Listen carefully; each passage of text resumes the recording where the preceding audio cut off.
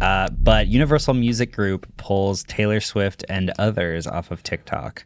And I added this story because it is sort of a social media story, sort of a music industry story. Overall, just a very interesting story where we're kind of talking about like who has the power dynamics in the relationship, right? I also want to confirm here real quick that they're saying Taylor Swift, but I'm assuming they're talking about UMG's Taylor Swift, whereas if I'm correct, Give it a rest. Taylor's version is not under UMG, and therefore almost the entire... Just they're clearly throwing Taylor Swift here because she's one of the biggest artists out there. SEO, baby. Dude. But they're ripping out her old stuff that is actually under UMG, where I'm assuming her new stuff is still on TikTok because it's not. I don't know. I don't think they can pull off stuff that's not there. Someone should look that up. So this is very interesting. Basically, TikTok wanted UMG, wanted to pay UMG very little for the licensing rights of all these very popular artists. UMG is like, we're a giant music company. Our giant artists are popular and don't need TikTok to get more popular. Fair. So we kind of think we have more bargaining power, which I kind of agree with. I kind of half agree. Yeah. There are big artists who still have songs blow up on TikTok. Yeah. Like meaningfully. Right. I agree. But I think that this probably hurts the smaller artists that are just trying really, really, really hoping that their song is going to blow up on TikTok more. But at the same time, I have mixed feelings about this because a lot of artists now are sort of making music geared specifically towards being that TikTok like soundbite sound. 1000%. And then everything around that little soundbite is kind of just thoughtless and they don't put a lot of effort into it. I don't know if I would fully agree with that. I've talked to people in the music industry that say that agree. people are doing that. Yeah. They're like, this is the song on the album that is specifically for TikTok. It's not even that. It's like this is the part of the song. This is the bridge of this song is Yeah. the TikTok thing. That's what we're going to be shipping to our influencer partners. Like, Yeah. I guess Lizzo did do that, didn't she? Also, Or I was do she want the to one who did? clarify. I think UMG does own Taylor's versions.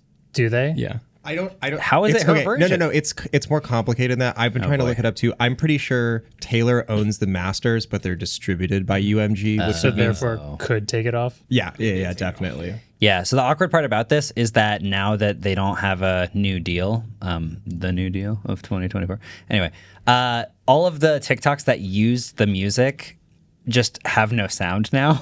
Yeah. So if you go back through like someone's library and they're dancing to a Taylor Swift video, now they're just dancing to nothing. Yeah, I mean, that's happened a lot of times where like music gets pulled off because of copyright issues and difference, and it's always very awkward and very funny to like scroll back. But also TikTok basically lives within the week and then dies, so you don't scroll back as What's often. a week-old TikTok anyway?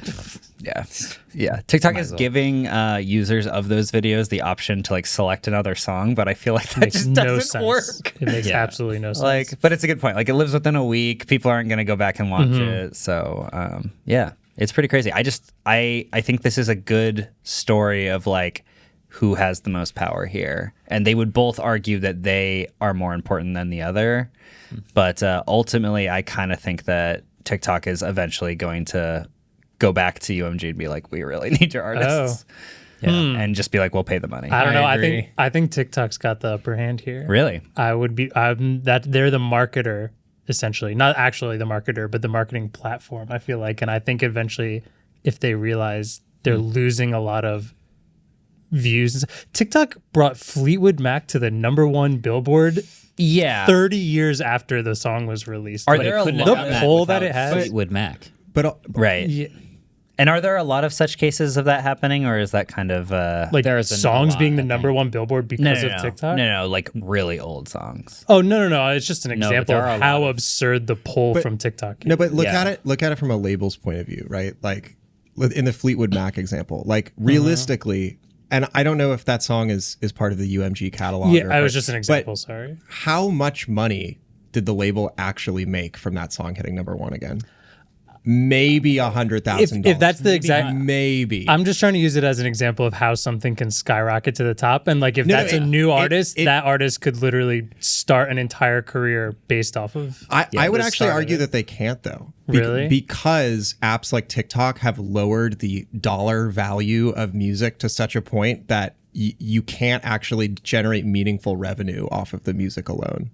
Off of the music alone, but Right. becoming like a a known artist that then can tour. Like there are Right, definitely but- artists that have started but- touring because they've been found on TikTok. Yeah, but UMG is not getting a cut of that.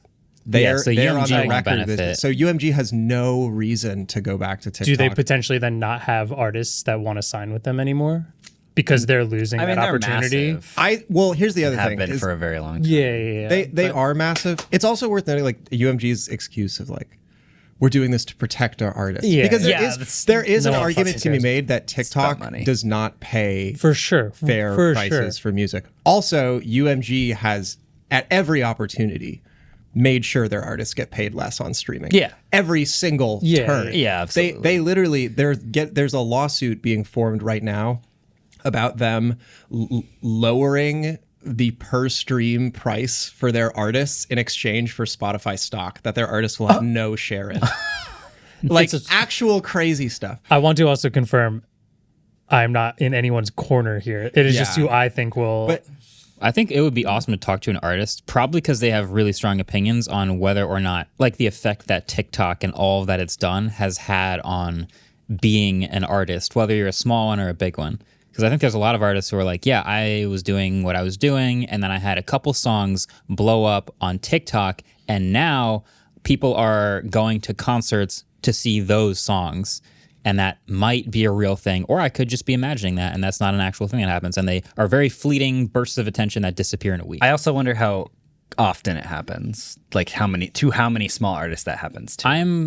I'm fairly confident there's a lot of examples of songs hitting number one, and maybe this is just because I've seen it personally so many times, but a song that I look at on Spotify's like Billboard Top 100 chart that I'm like, oh, that's the one that's been on Spotify or on TikTok for the past week. Yeah, That's That's probably true. why it's number one. Do you know the YouTuber Rick Beto?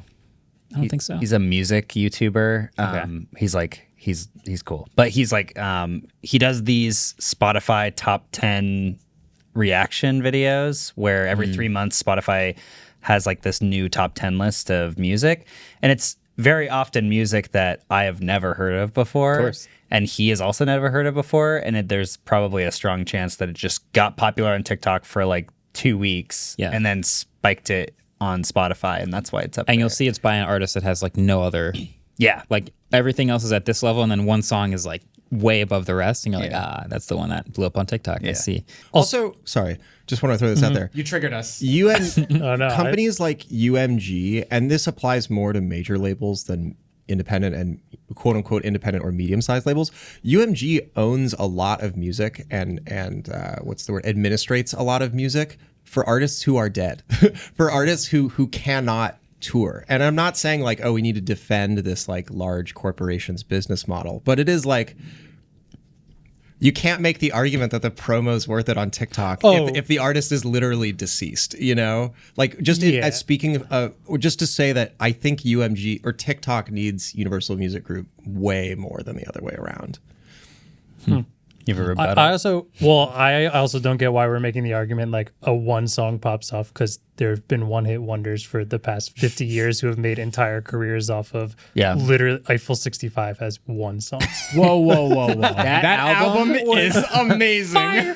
also, Just saying, like that has been a thing in the music industry for a long It is, but up until about 15-ish years ago, if you went platinum or even if you went gold, you were going to recoup on your contract. You were gonna come away with a fat check, and you could actually live the rest of your life off that money. Nowadays, like if you get 10 million Spotify plays, 10 million, a huge number, that is about 50 grand. Yeah. You have, congratulations, you have now almost made minimum wage. Like, yeah. No, I agree. I think you're all still just harping on just streaming, though. I feel like you could have more than just that. Yeah, you have to very quickly capitalize. Like on artists now have Instagram pages that have tons of followers and stuff like that. And if that sparks from TikTok, they have tours, they have meet and greets. Like, and it'll be up to the artist to like properly, hopefully capitalize on TikTok's success to bring them over to something that they can actually make money on, whether it's your Instagram or your merch or your tours or whatever. It's just how easy / hard is that actually? I probably agree with you that UMG, like hearing all this, UMG probably needs it more. And ultimately artists are getting the hardest here out of everyone, which sounds like what TikTok new. and UMG are pretty known for already. Yeah, this sounds kind of like the whole argument for like unpaid internships. Like, but think of the exposure. Instagram and YouTube are the real winners in all of this because now if you want to like make a reel with a specific song, you got to put it on Instagram or YouTube Shorts. Yeah, I also, well, I guess it'll happen eventually, but TikTok people will just, no, they must have some sort of copyright thing, right? Because you can just upload your own sound.